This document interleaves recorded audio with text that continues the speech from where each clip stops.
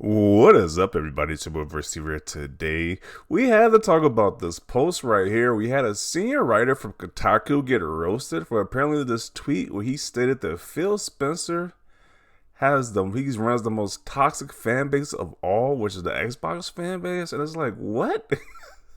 Has this guy not been following social media at all? I'm like, it's definitely not the Xbox fan base that's the most toxic. It's like you just clearly just blind to what the Sony fanboys do on a daily basis.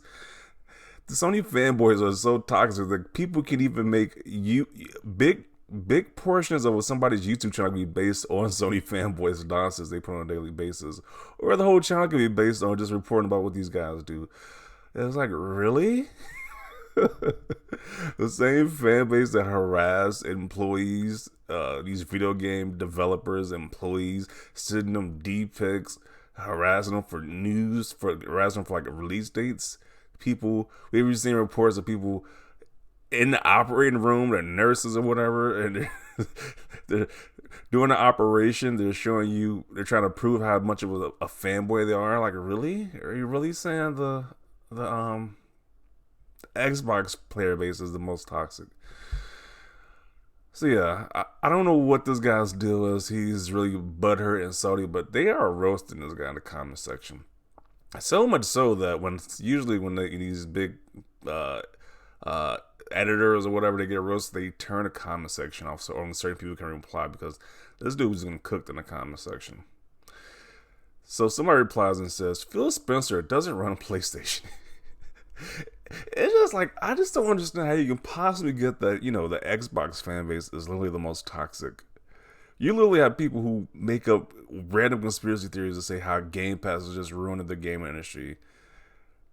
Meanwhile, they support like every other subscription service, but a game subscription service is just the end of the world. Well, if it's just Xbox and the game and subscription service is the end of the world, but if Sony does, it's just fine. The gaming is ended from Sony, but just Xbox in general. Just random scenarios where they just blame Xbox. I think the Sony fanboys, they hate Xbox more than anyone. They hate Xbox more than they love PlayStation at this point. It's just some of their just rants that just makes zero sense why they just hate Xbox so much. But he says Xbox has the most toxic fan base or whatever. I think that is beyond harsh. Xbox itself is frequently the one brand of the leading three that reaches out to the other two, often to his detriment. Gamers can be arses. It's no more Phil Spencer's fault than it is Jim Ryan's. Okay. Really? Xbox players being the most toxic? This is coming from a writer whose company has weaponized hate towards Xbox for years and capitalized over it for growth through clicks, likes, and subs. Okay. Looks at bio Kotaku. I don't know if Kotaku really has that much credibility to begin with, but I don't know if we should be taking their opinion that seriously, but I don't know. He was definitely getting roasted for this opinion. You work for Kotaku? Toxicity is your bread and butter.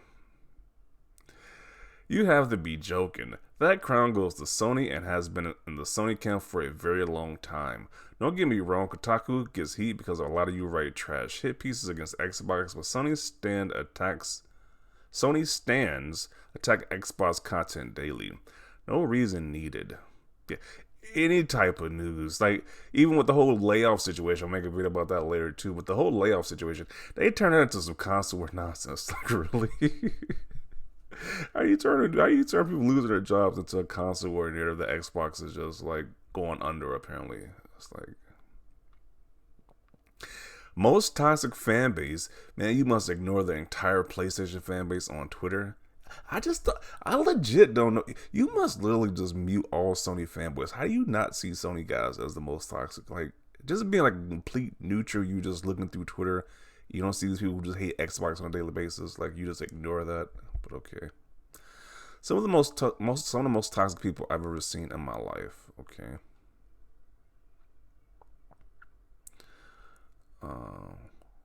Just gonna leave this here.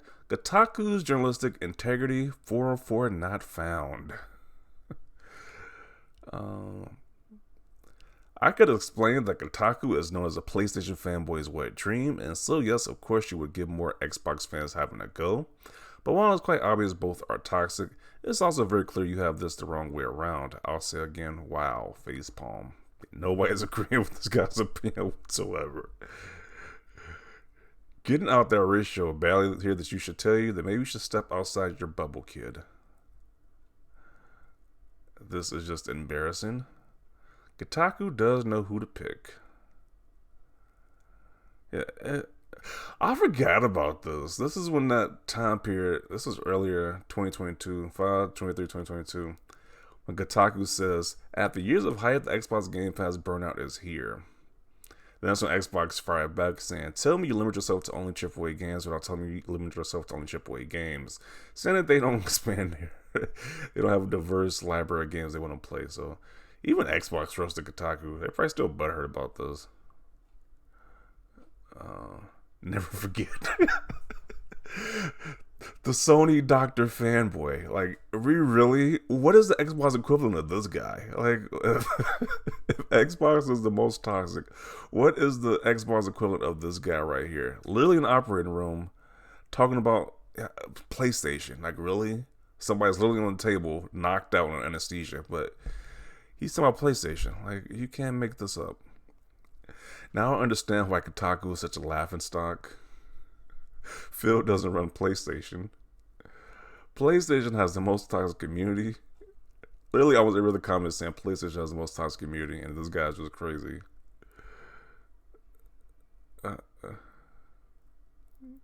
PlayStation has the most toxic fanatics.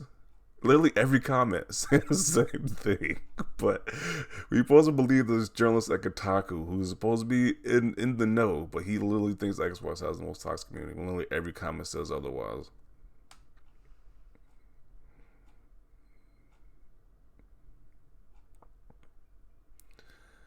He doesn't run Sony's PlayStation division. You should look into those things before posting. Makes you look silly, although I would understand how you might not know that you do work for Kotaku after all, and they're not exactly known for great journalism. Okay. Yeah, literally every other comment is just saying PlayStation. Kotaku equals outdated and a load of rubbish, biased crap, and nonsense. And this is why he turned off the comment section to a certain extent, because everybody's clearly saying that this guy's wrong. He has no idea what he's talking about. It's just like I just don't understand it. Like, how do you look at social media on a daily basis? You follow gaming, social media stuff, and you're legit calling Xbox the most toxic fan base, and Sony's just nowhere to be found in that statement. It's just hilarious to me. Really funny calling Xbox players the most toxic fanbase of all time, when out of them, PC, Nintendo, and Sony fanboys, Xbox is the only group that hasn't dogpiled me and told me to... Jeez, okay.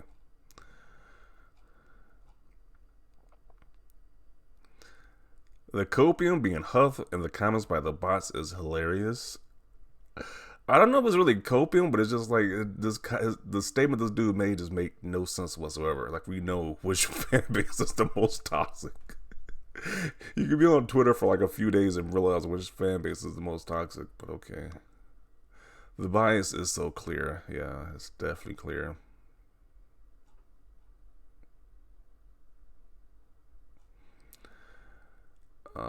Now this thread proves while the statement may be true. I mean, read the comments is mostly from the most toxic yet hypocritical defend Xbox at all costs.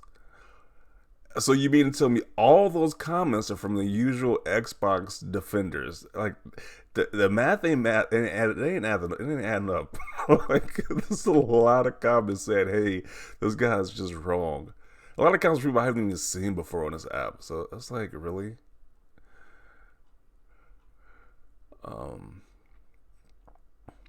Absolute bellend, but don't expect any less from someone who writes for Kotaku. They spout any old bollocks to get clicks. Okay. I see the Sony check for this month must have cleared. Was wondering at first where the article would have come from. Then I saw Kotaku and it all made sense. Kotaku really they really don't get any respect. Rightfully so. I'll see why they don't get any respect at this point. Coming from the guy who made a career hating on Nintendo. So apparently, in this guy's past, he made his career hating on Nintendo. I don't follow this guy, so I don't know. But apparently, if that is true, that's kind of like, really, you calling other people toxic when that's your whole career is to be toxic towards Nintendo.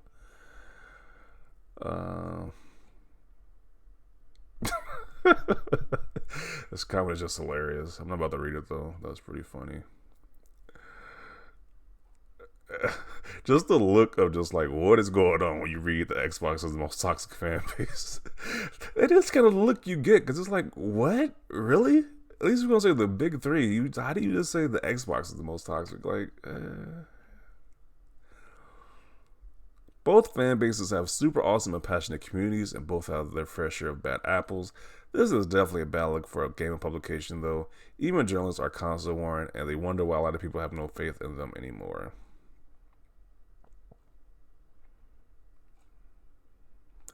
Xbox fan base here is the most chill community I've been a part of, to be honest.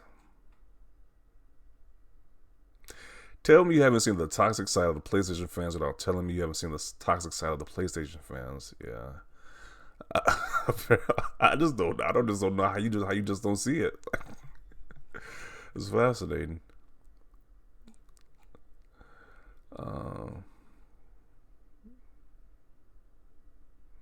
I know healthy environments are so toxic to fly and roaches. It must be crappy and rotten that it has minimum crap standards to live.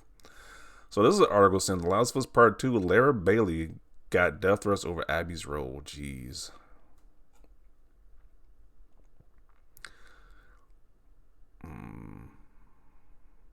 I received legions of abuse and bad takes because of my stance on Hogwarts Legacy, and I still think this might be the dumbest tweet I've seen this year.